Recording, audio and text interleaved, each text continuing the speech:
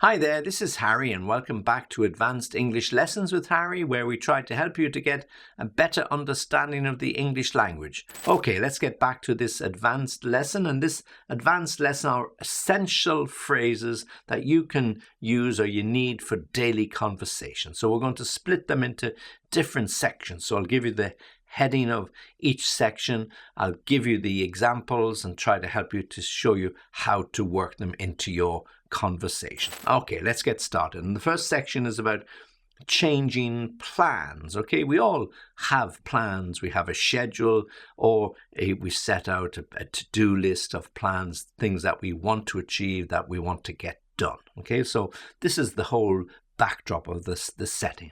But unfortunately, some things change. We have to change them because something urgent comes up. Somebody else has to change our plans because they run into some difficulty, or one of the kids gets sick. Whatever it happens to be, there are situations arising all of the time when plans need or have to be changed. Let's give you some expressions as to how you can do that. The first one: I'm afraid I can't make it. So you make a call to your friend, you've got lunch organized, he's an old school friend or university colleague, and you're going to meet him on Tuesday or Wednesday for lunch, but your boss has just told you that there's a big presentation taking place that day and you're going to have to cancel your arrangements. So you send an email or a text message to your friend, say, look, I'm afraid I can't make it on Wednesday. Can we put it back by a week? Can we meet the following week or the next week? Okay, so I'm afraid I can't make it. So it's quite informal, particularly used when we're talking to people that we know very, very well. Or you can also say, look, something has come up. You don't have to be explicit to explain what has come up, because they don't really need to know. They just need to know that the lunch, the meeting, the game of tennis or squash, you have to postpone because something has come up. Something has come up urgently, as in the presentation. Something has come up. You have to take one of the kids to the dentist. Something has come up. You have to be out of town because there's a client you have to go and visit. So whatever the reason is, something has come up will cover all of those particular situations and will allow you to postpone or to change the plans that you had originally fixed. Your friend rings you or texts you and said, yeah, can we meet this afternoon about 4 o'clock? Oh, I'm tied up all afternoon. So this is a really well used expression when somebody asks you for a meeting and say, look, I'm sorry, I'm tied up all afternoon. How about tomorrow? Or how about the same time on Thursday, or the same time next week? I'm tied up all afternoon means I've got meetings back to back. I'll be here at lunchtime, and then from 2 o'clock till 5 or 6 o'clock, I'm tied up all afternoon. I have meetings one after the other, back to back. You might ask somebody to change the time of a meeting to allow you to get to another meeting. So you might ask them, can we bring the meeting forward? So can we bring it forward means instead of 2 o'clock, can we have it at 12 o'clock? Instead of 1 o'clock, can we have it at 11 o'clock? So to bring it forward means to have it earlier. Now, if you want the opposite, you say, can we push it out a little bit, or can we push the meeting back? So if you want to delay the meeting, so instead of 2 o'clock, you want it at 3 or 4 o'clock or 5 o'clock, then you say, can we push the meeting back, or can we push it out too? So to bring it forward means earlier, push back or push out means to postpone or to have the meeting a little later.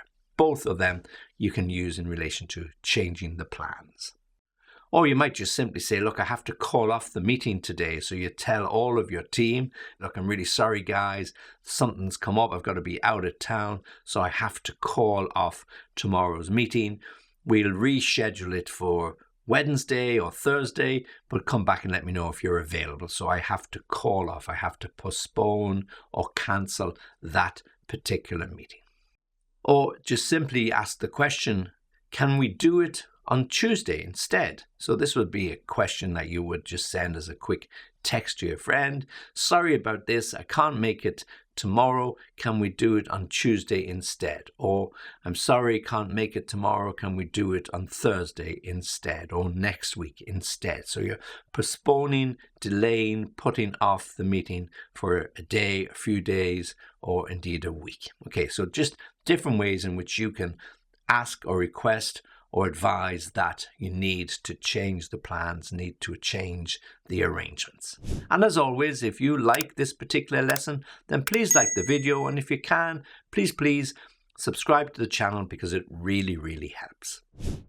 Okay, so if we look at the other way then, when someone tells you about changing the plan, so you're the recipient, you're the person receiving the news, so someone tells you about changing the plans. So when somebody tells you about changing the plans, you might just react like this. Oh, that's a pity, I was looking forward to meeting you. So the planned lunch for tomorrow with your friend, the planned game of squash is cancelled, so you just send back a text. Oh, that's a pity, I was looking forward to meeting you, but perhaps we can do it again soon. Or it's just simply, oh, don't worry about it, I do it myself all the time, just let me know when you're free next and we can rearrange, so don't worry about it. So you're just telling them not to be stressed, don't worry about it. Or simply, no worries, these things happen, which they do. Yeah, things happen all the time, no worries. Or simply, no problem, yeah? So I often get students telling me, look, I'm sorry, I can't make the lesson tomorrow, something's come up, I have to work late, or the kids are sick, or I'm out of town, and I just send it back a simple message, no problem, tell me when you're free, tell me when you're available, and we can organize the next lesson, the next meeting, so no problem. Or just simply, yeah, things happen all the time, yeah, things get in the way, kids, partners, work, family, whatever the problem is, things happen and they change or spoil or make sure that we have to rearrange or reorganize our plans. So simple ways in which you can reply or respond when somebody tells you that the arrangements have been changed. So, oh, that's a pity. Don't worry about it. No worries. No problem. Things happen. Now, let's look at situations and expressions and essential expressions that you'll need if you're asking for opinions or asking for an opinion. So you can just simply say, how do you feel about? How do you feel about going away for the weekend, this weekend? We haven't had a holiday for a long time. How do you feel about redecorating the bedroom? It's a long time since we put a lick of paint or a coat of paint on those walls, so we could do it next weekend. So how do you feel about something? What do you think of?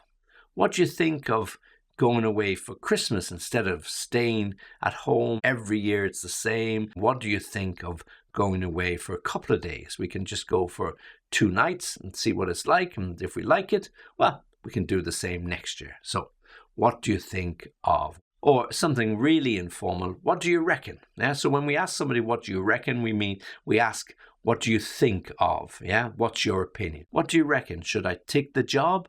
What do you reckon? Would you change your car at this time? So you're asking friends for their opinion and you're asking it in a very informal way. So what do you reckon? Yeah. So reckon means what do you think or what do you feel or what's your opinion? Okay, so just simple ways to ask for somebody's opinion. How do you feel about something? What do you think of this idea?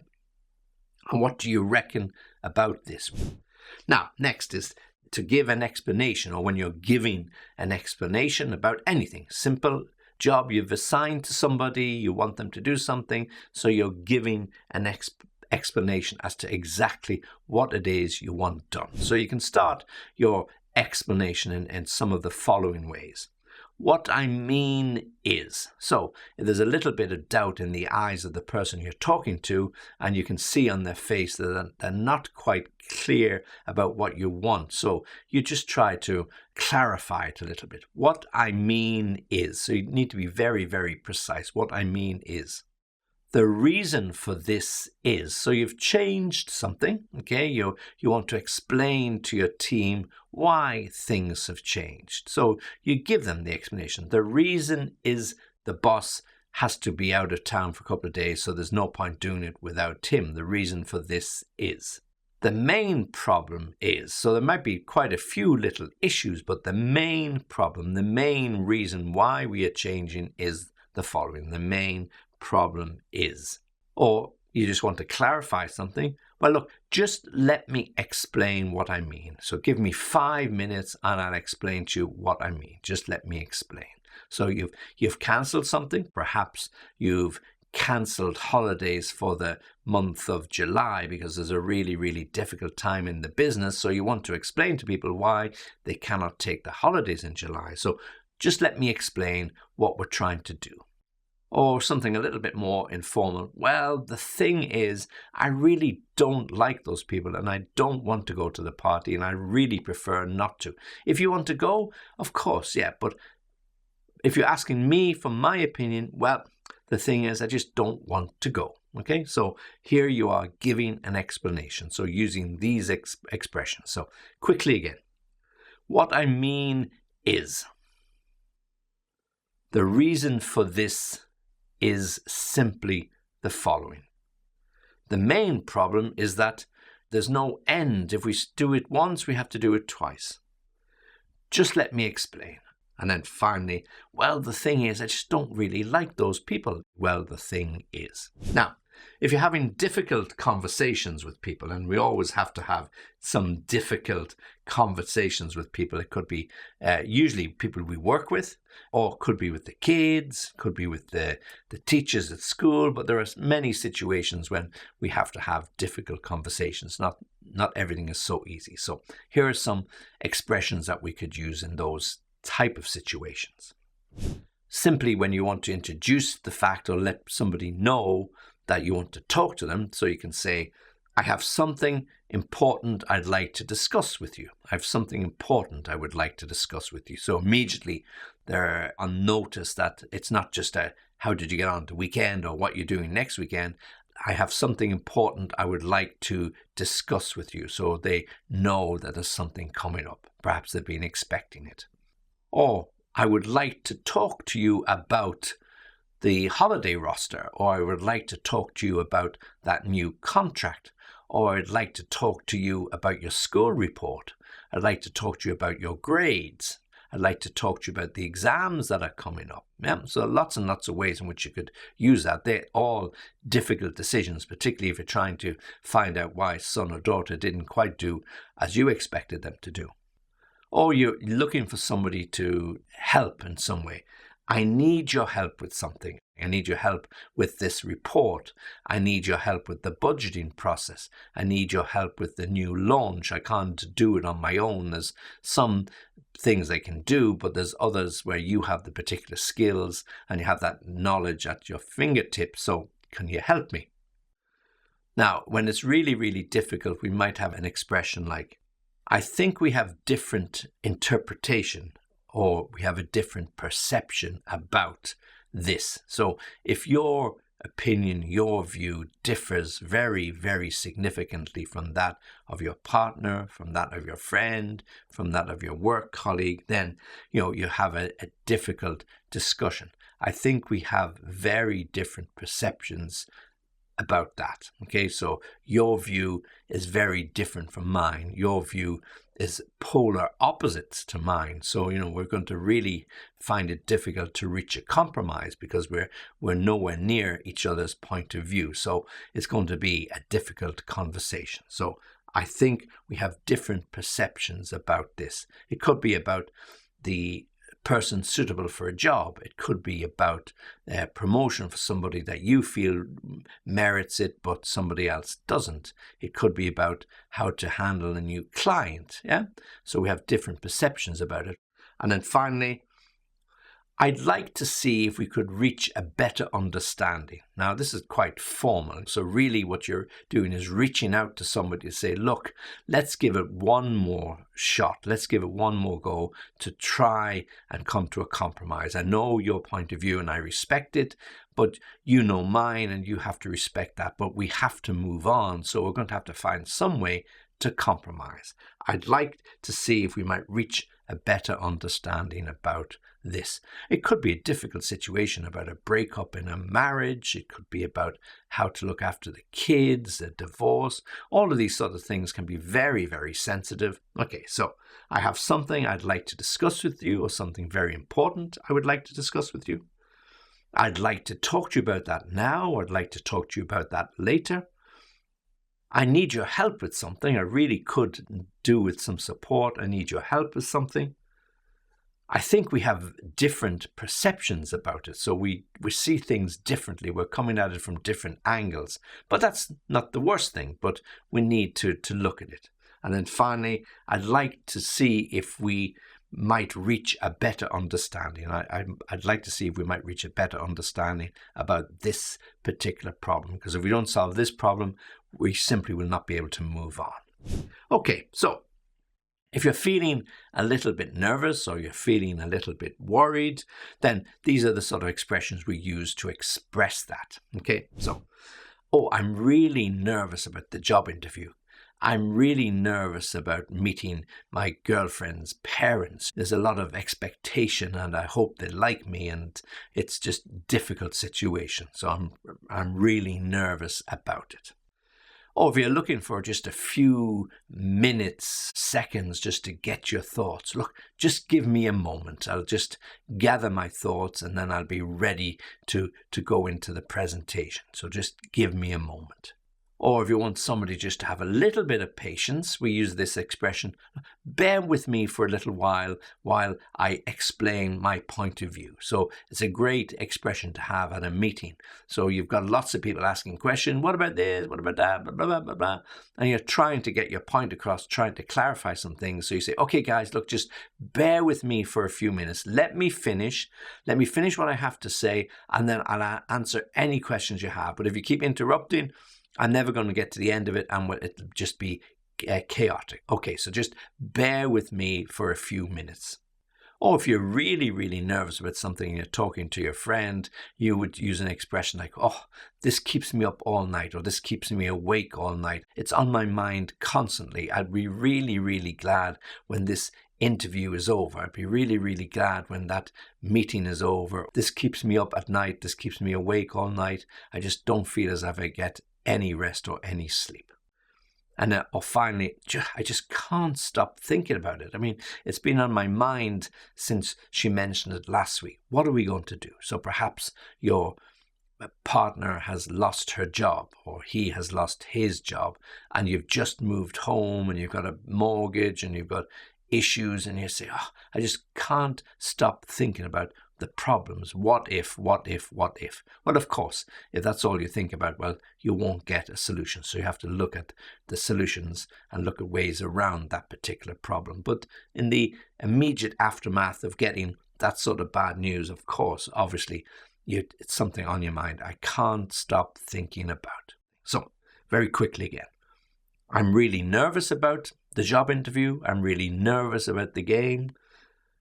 Give me a moment, I'll just get my thoughts together. Give me a moment. Bear with me and let me finish, and then you can ask questions later. This keeps me awake at night, or this keeps me up at night. And finally, I can't stop thinking about those poor people. I can't stop thinking about it. Okay, and then the last section, phrases that mean the same as don't worry. So alternative phrases that you can use. Because often when we are talking about a problem, or somebody's talking to us about a problem, we say, well, look, don't worry about it. Things will work out. Yeah, so we use that expression all the time. Don't worry about this.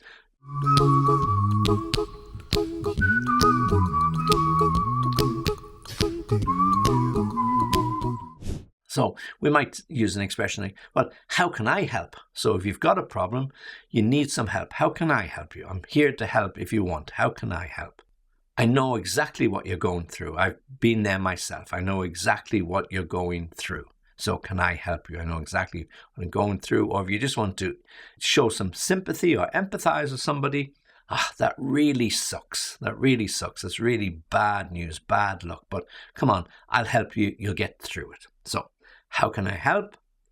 I know what you're going through. I know exactly what you're going through. Oh, that really sucks. That really sucks. Okay, so hopefully those particular expressions will help you get through some conversations. They're really good for you to have, really good for you to use, and practice them. You can see all different situations, particularly from the working environment or with the kids or the family, where arrangements are being made and have to be changed. So you can practice using those. And if you have any problems, come back to me.